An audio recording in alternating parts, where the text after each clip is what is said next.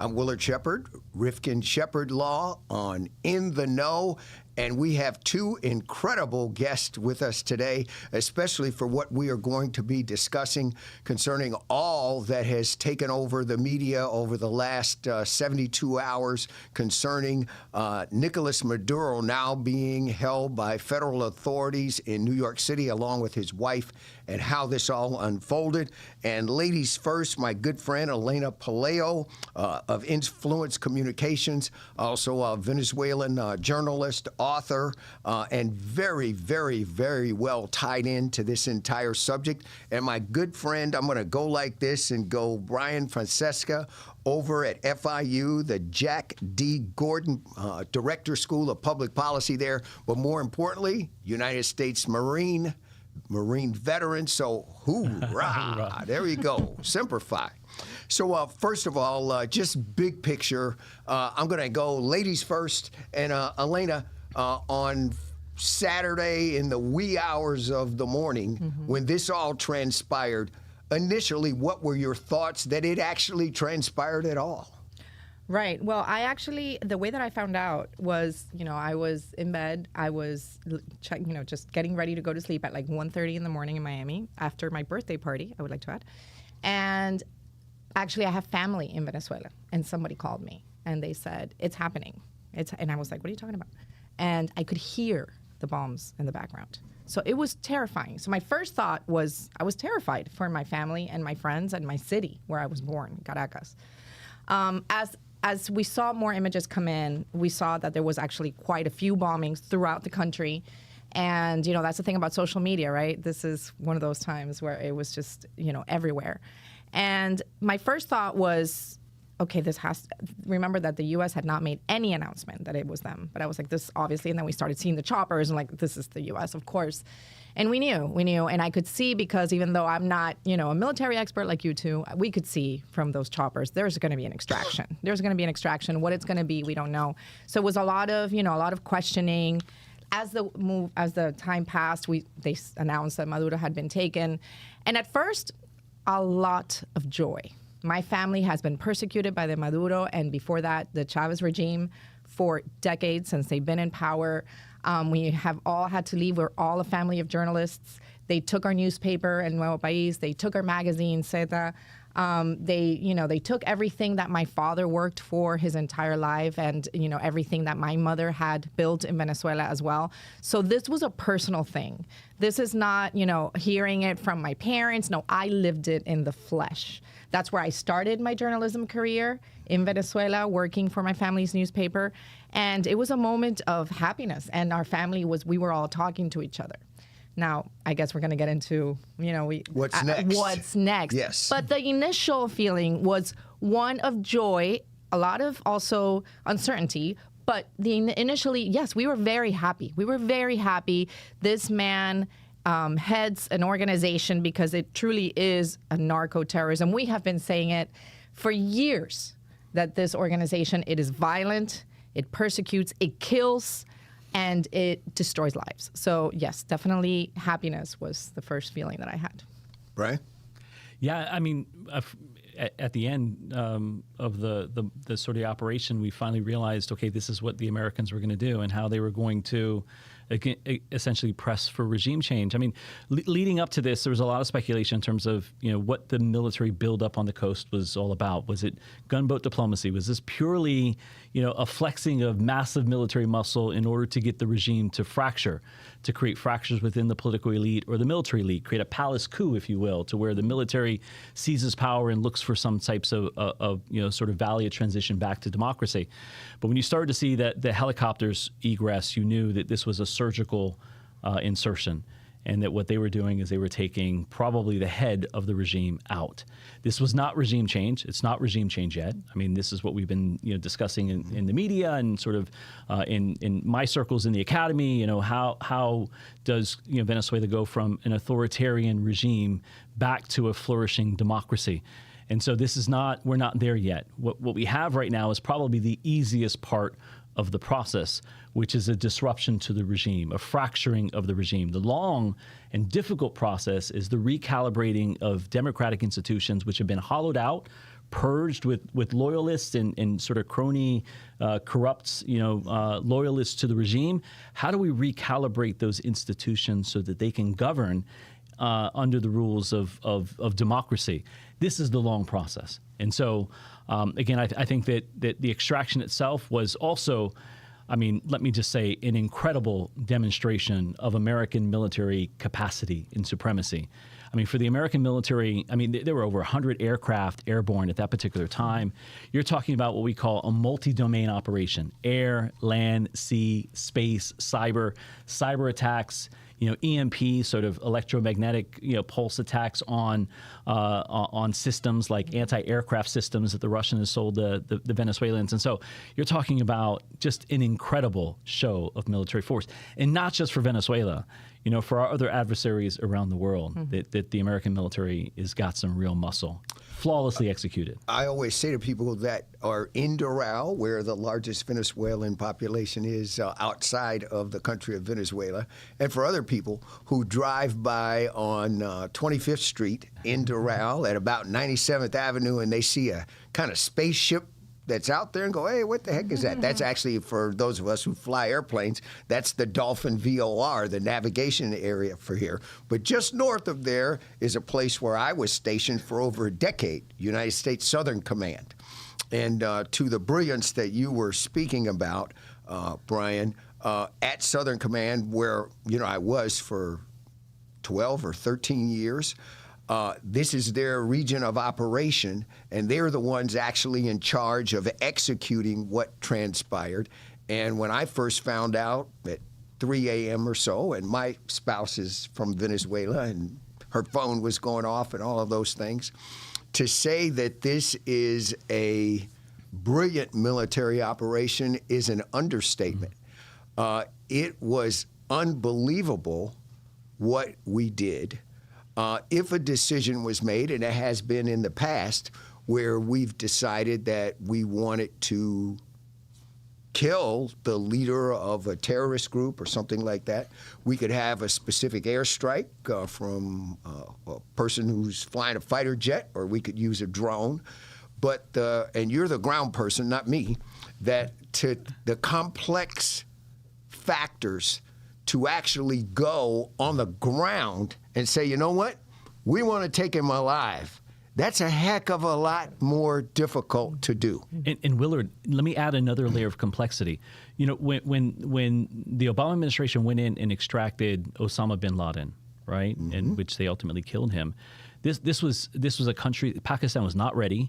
This was 3 helicopters that went in the dark of night, and surgically, did what they had to do. That was very different than what we saw on Saturday morning. Venezuela's been preparing for this for 6 months, at minimum 6 months, from preparing for a U.S. invasion. And so for the Americans to be able to go in there as surgically as they did, without taking any casualties, without losing any military equipment, without giving Maduro the ability to hide in his safe room inside his home. Think about it. The aircraft are coming. You can see them. All the capabilities that the Venezuelan military had. Now, they're no comparison to the U.S. military, right? They're no competition at all. But still, they should have been able to pick this up and alerted, but this is the cyber attacks, the EMPs, all of that. Just the sophistication was pretty incredible. It was fantastic. Last thing before we move on to that, just on this military front, because it is based here in South Florida, and whether or not you think this should have been done in the first place or not done, credit needs to be given to the servicemen and women who actually went out and executed this. And just to layer some on of what Brian has talked about, the initial part of this, and I'm not going to let out anything that's classified, but the initial part of it, when you're talking about a cyber attack of the types of technology we have to turn off the electricity, and they did turn off the lights in some places, to be able to then send other aircraft and other resources we have to be able to stop all communications so that the radio communications couldn't go through. Some of then the next wave of our fighter jets, a combination of them being able to jam specific radar sites. We got one that, that the Navy has, that if you turn your radar on, we know you've turned your radar on. That's a bad idea. That's a bad idea. And so all of that was done to clear a path for these helicopters who clearly don't have the evasive tactics and ability of a fighter jet. Right. And once they were able to go in basically unscathed, then to think that on the ground, and there weren't a lot of people that were part of that Delta Force that went in there, and the intelligence was so fantastic. They actually built a replica of this before they went to do it. And to actually go in and be able to rapidly defeat whatever forces were there, take him and get him out in time is an incredible, incredible feat. Give me 20 more seconds on this, because I think you mentioned something that I definitely want to highlight. I mean, one, U.S. Southern Command had a critical role. So did U.S. Special Operations Command, because special operators went in and executed the mission. So it was really a joint effort. Law enforcement was woven in there too, to a degree. But there's also another big MVP here, and that's the U.S. intelligence community. No, right? Yes. I mean, there's been so much focus on the actual operation itself. But the months, if not years, of operation of intelligence collection and preparation that took place in the lead up to this was also nothing short. I mean, you knew exactly where to go, when to get there, and it was, President Trump said this in his presser, that it was the CIA played an important role, the National Geospatial Intelligence Agency played a big role. I'll tell my former partners at the Defense Intelligence Agency also played a critical role, and so you're talking about the U.S. intelligence community as a whole coming together and building the requisite battlefield prep in order to help this mission, be flawlessly executed. Nothing short of phenomenal. Well, it was it's been released that there were CIA operatives embedded within the security circles of the Maduro regime for months, and that they knew exactly when he ate, what he ate, who he ate with, like everything. So it was every single piece of information that they needed to get him. I mean, it was, as somebody that is not obviously as knowledgeable military as you guys are, it is incredible to listen to these stories and how they did it. And like you said, the fact that they were able, because my first thought is, are they just going to take him out? I mean, what is that going to do, And it was if they were just going to kill him, that it creates a whole different scenario than having him here now in the United States, having to answer for his crimes, or at least some of them, because we believe there are many more crimes he needs to answer for than just, drug trafficking. There are so many human rights violations and deaths and murders and disappearances that he needs to answer for. And we stand firm that should still happen. And he was just arraigned a few hours ago in New York. Right. Yeah.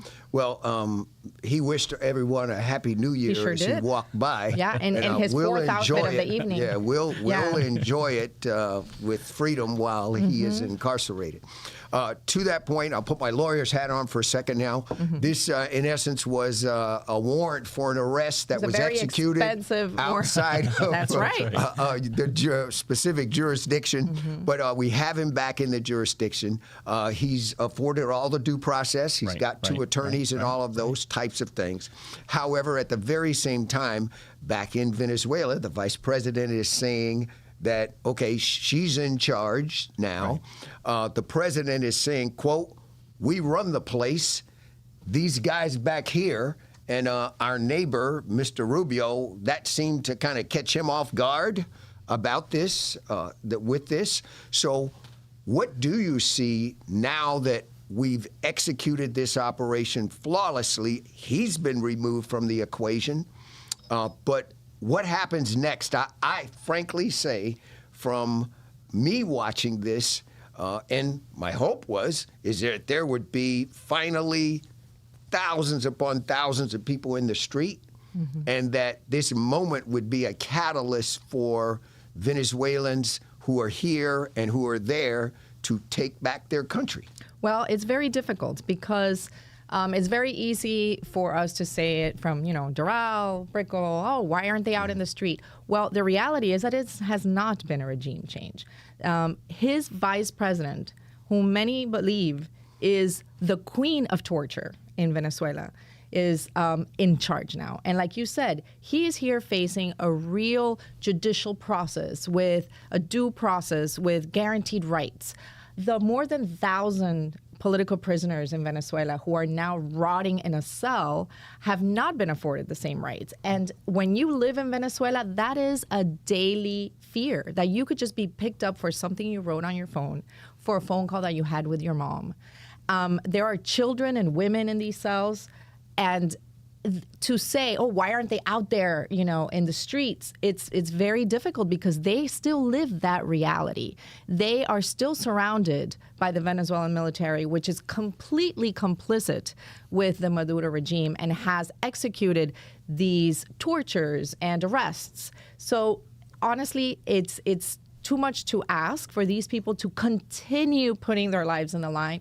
Why have 8 million Venezuelans left Venezuela? Many of us are scared. Many of us are scared to actually end up in prison or dead or disappeared. So it is, right now, has not been a regime change. It is the same group of people are in charge. Maduro is gone, step one. We understand that it's one of the steps. But what comes next is very important. And we cannot expect for regular Venezuelans who are not armed, who have no military experience, to be the ones to run out of the street. I'm going to disagree with you about that at one point later down the road. But to this point on the military side of it, something that you said earlier, because of the poverty in Venezuela, the lack of food, the lack of basic infrastructure, resources, my thought was that the enlisted ranks within the military and up to a certain level of rank within the officer ranks, that they, because they're living with their families, that see how their families are living and that all has been taking place, that they would certainly take action if there was the opportunity. But you said something that kind of indicated that's not the case. Yeah. So let me go backwards on one thing that was said earlier, because I think it's important to note. Delcy Rodriguez, who was the vice president, who now is sworn in as president, is the head of state. I don't know who's in charge, though. This is the challenge. So Delcy doesn't have an overwhelming amount of influence in Venezuela. I mean, there are essentially three factions within the political elite on the regime side. There's the Maduro faction, and Delcy sort of hails from the Maduro faction. There's the Diosdado Cabello faction, right? He was a challenger to Maduro for the presidency when Chavez was dying. And then there's the Vladimiro Padrino Lopez, who's the Minister of Defense, who has an enormous amount of influence because of his control of the military institution. There's jostling happening right now. They're all in survival mode. I think the United States and President Trump and Secretary Rubio said, Delcy, this is your problem, right? We're going to put pressure on you to solve this. You either need to neutralize the hardliners, or you need to remove the hardliners, right? Or else you're in trouble. And so this pressure is going to continue on the regime for the foreseeable future. Now, going back to this issue of fracturing within the military, the challenge is Chavez started it and Maduro continued it, and that was an intentional coup-proofing of the military institution. So a couple things they did. One, engage the military institution in criminal and corruption. Tie the survival of the regime to the survival of the military institution, or the military institution of the regime. And so you engage them in ways that now, when the regime falls, and this is why the institution is desperately trying to avoid having to face the opposition, is now that those military members across the ranks are now complicit in these activities. That's one. Two, you start to turn the branches of the militaries against each other, right? You create competition between the National Guard and the Army, right? You make them competitors in illicit trafficking, for example. You do that by design, so that if one branch breaks, the others can keep them in line. And so there's been an intentional coup-proofing of the institution. And then you flood the institution with Cuban intelligence professionals to try to monitor any type of behavior that would indicate a dissenting behavior. Right? I mean, military leadership had really difficult decisions to make. And here's what I mean by that. It's all about timing. Let's say you want to jump. If you jump too early and the regime doesn't fall, what happens? You're going to jail, if not worse. Or exactly. Yes.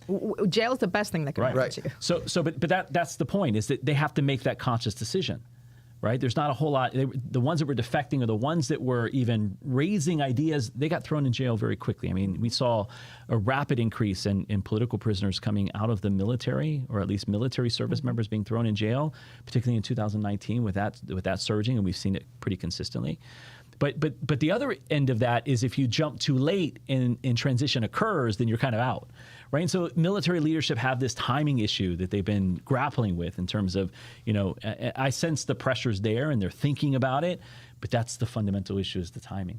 But the coup-proving institution, the Cuban intelligence apparatus that's been very significant in terms of purging and monitoring dissent within the military, and this timing issue of when to break, all those things sort of factor into why the military institution hasn't risen up, and you haven't had whether the rank and file or the sergeant's revolution, if you will, or someone at the top, and then Padrino Lopez has been focused almost exclusively on keeping the institution together, some degree of cohesion, so it doesn't fracture, because that creates a civil conflict in which now you're talking about Venezuelans killing Venezuelans, and that's also and would also eliminate whatever kind of power he has. Absolutely, because of absolutely. the fraction. But I completely agree. It is having even the lowest rank, they are able to participate in these illicit activities so that they can also benefit. And so their families end up getting a little bit extra chicken, a little bit extra, now maybe they have a generator for when the electricity. So they live a little bit of a better life. And they have been brainwashed. We're going almost on 30 years. So they have been brainwashed that this is the only way that they're going to be able to live this life. And they live under threat, constant threat to them and to their families, because their families have work and jobs because the regime gives it to them. So it's a very personal issue for them. It's not just about the freedom and the democracy of the country, which it should be, but it's not. And that is one of the reasons they've been able to maintain themselves for all these years. Okay. So are you saying that short of us, and I heard an estimate today, which is roughly that time, I always got a saying, I never been to Iraq, just over it. Yeah. That the number of troops that we had in Iraq would be roughly what it would take to, in essence, take over the country.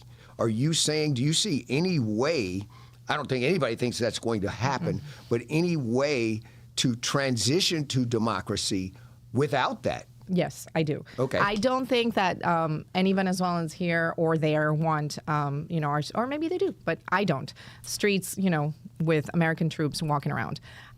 Though I'm sure they prefer that than to have the círculos, los colectivos, persecuting people in the street and, just killing, as they've done in other protests. Because I'd like to point out, it's not like the Venezuelans haven't protested. We've been protesting for 27 years.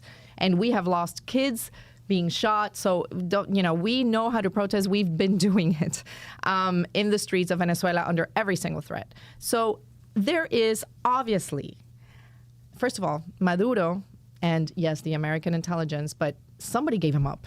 Sure. So we already know. I thought it was the VP at the beginning. Well, that was just my gut. The Rodriguez family, Jorge and Delcy. Yes. So we don't want to maybe bore your audience getting too deep into but it's yes, going to come out. And if you 100%. Listen to the canned speeches from Delcy and even Padrino Lopez, I watched Padrino Lopez give a speech from a script that was completely uninspiring, and so there had to have been.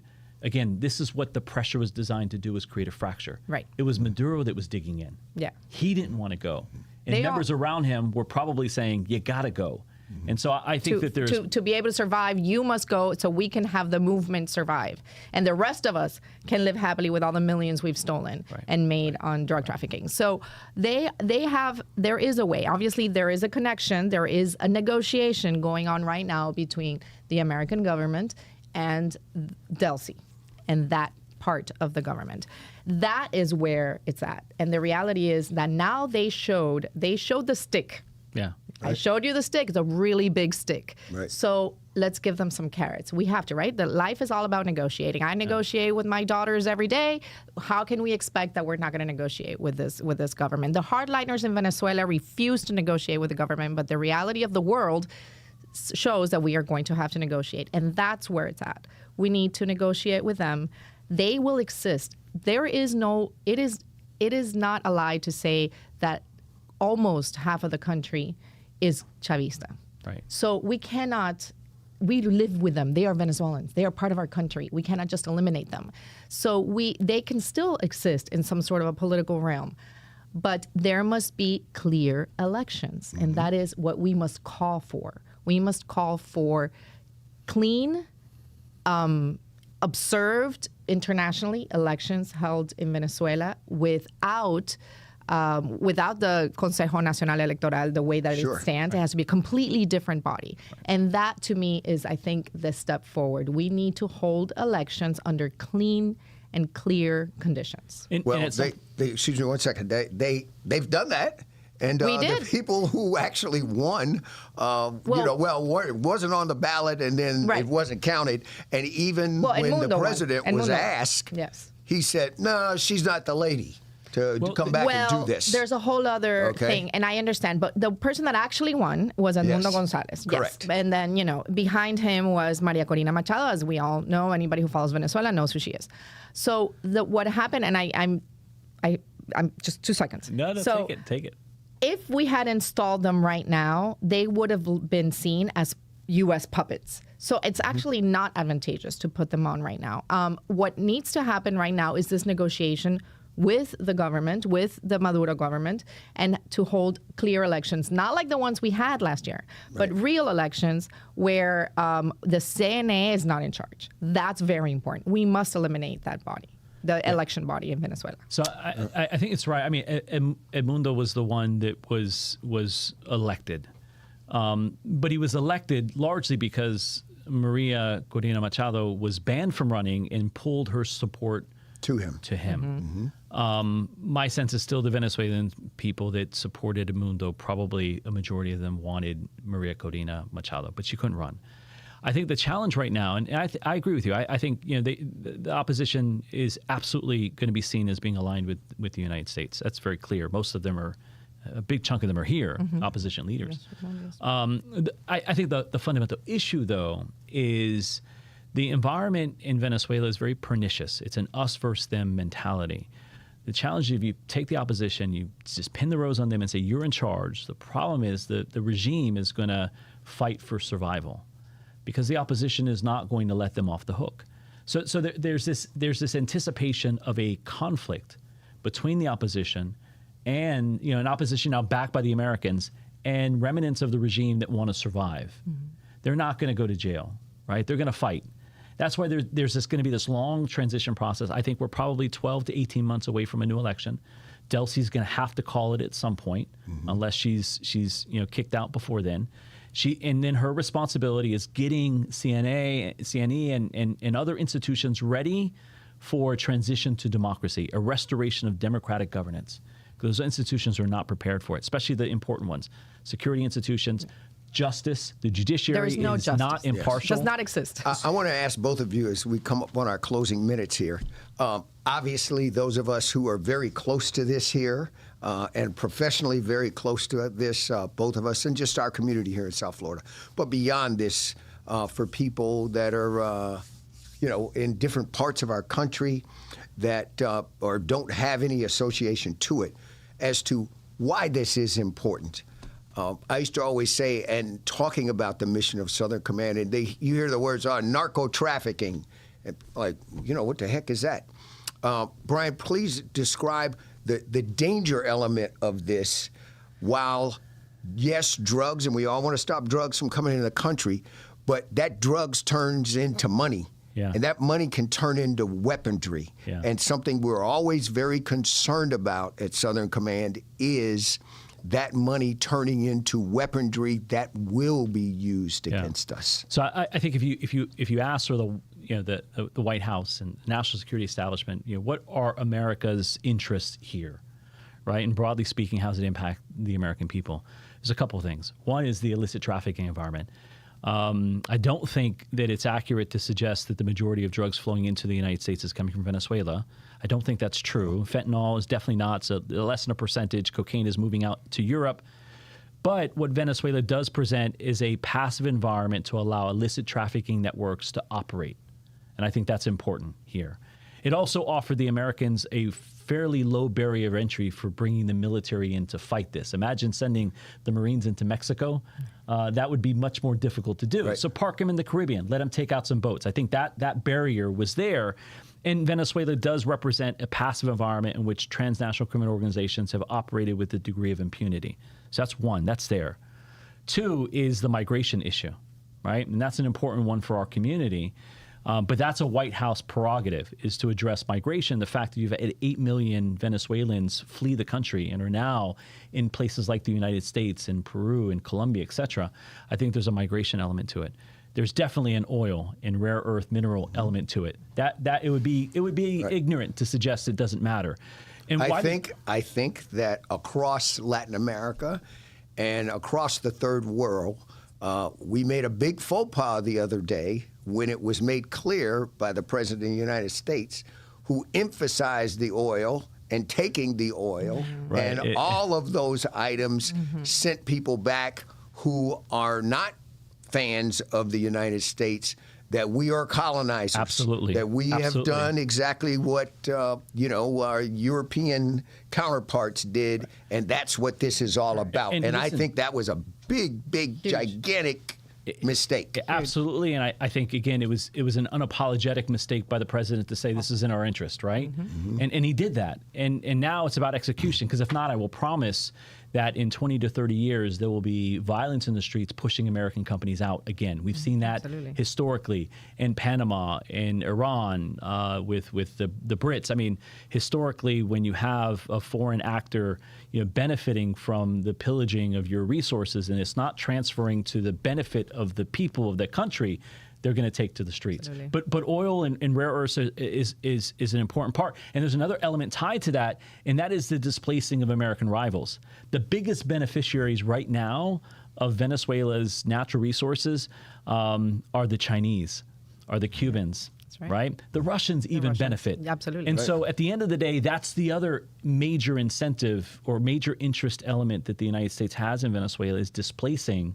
Again, this goes back to, they talk about the Monroe Doctrine, and President Trump, jokingly, because people call it the Don Roe Doctrine, but it's this idea of strategic denial, right? And again, it's not a value judgment. This is just saying this administration's approach to foreign policy is a very realpolitik, a very hawkish foreign policy approach. Strategic denial is what this is about. Deny your adversaries the access to the Western Hemisphere. That's what the Monroe Doctrine is all about. Don't let the Europeans back into the hemisphere to colonize. This is our hemisphere. So this is kind of a return to strategic denial in many ways, to say we don't want the Chinese, the Russians, the Iranians in this hemisphere, exploiting this hemisphere at their benefit. This is our hemisphere. Right? Now, we should approach this hemisphere as a collective. This is ours, the collective hemisphere, and we should be working across the board to ensure that rising tide lifts all boats across the hemisphere. That's going to be the challenge the Americans have as they look to re-engage in the energy sector in Venezuela. Are they going to ensure that the benefits of that is not just going to be exclusive to the United States, but it's going to benefit the Venezuelan people too? Elena, final thoughts from you as to... Well, following that thought, exactly. That is the big concern for Venezuelans is, well, what now? Like I said, it hasn't been a regime change. People are still living in fear. I do think it's a step in the right direction. But the oil, this was never about, it was never about the drugs. It wasn't about democracy. This is about the oil. And this oil belongs to Venezuelans. Yes, we can work with American companies, but this oil belongs to Venezuelans. And if that is not respected, this will not work. Right. It just will not work. The people in Venezuela will not accept it. So that is the challenge. And I think it can be breached. We just need to make sure that this is what we are aiming for. It's going to be a midterm. And I think it's important for your listeners, your viewers, that the president talked about running Venezuela. That this is what he means. And going in there and taking the oil that is American oil. What he's saying, he's making a case that American investment has gone in building Venezuelan infrastructure for the last century, right? Venezuela founded oil in the 1900s, and it became a founding member of OPEC in 1960, and then it was nationalized in 1975, and then Chavez expropriated American assets, particularly Exxon and Citgo, and then left some Chevron on the ground. But I think what the president is saying there is we're going to leverage the American private sector and our control over the Venezuelan economy to force regime change. So, right now, the embargo is going to stay in place. There's a big issue that the administration has to work out, which is, when are you going to lift sanctions? When are you going to allow American, how's that going to unfold? But if you're embargoing, you have a blockade in place to stop oil from leaving the country. And when you produce oil, you got to store it or ship it, right? You do both. If you can't ship it and you can't store anymore, you essentially bring production to a halt. Oil production in the energy sector is Venezuela's most important economic activity. So the United States is saying we're going to control that and thereby run the country, not govern, run the country, because we're going to be able to influence those that are governing the country. I think that's the spirit of it. But you're absolutely right. We got to be very cautious about how that evolves, and to ensure that, again, rising tide lifts all boats. I want both of you to come back. We can do this in a few weeks and see where we are down the road. Yes. Helena Poleo, Brian Fonseca, thank you so much at FIU, Influence Communications. And I will have to say, I don't know whether to take it as a compliment for our community and region or an insult, but in the actual indictment, the new one that was done as to why he's being charged and this case is going forward in Manhattan and not here in South Florida, where these drugs many times originate. The indictment says that Mr. Maduro and his friends thought that the quality of the cocaine was not to the level of where it would be purchased frequently here in our home. And therefore, they shipped the drugs to New York, where they figured they could buy them. Okay. Wow. Yes, and as we move forward. Okay, thanks for being with us on In the Know, and to our two incredible guests. We're going to continue to follow this here on the Miami Community News Network, and we will be back soon to give you the very latest of a really in-depth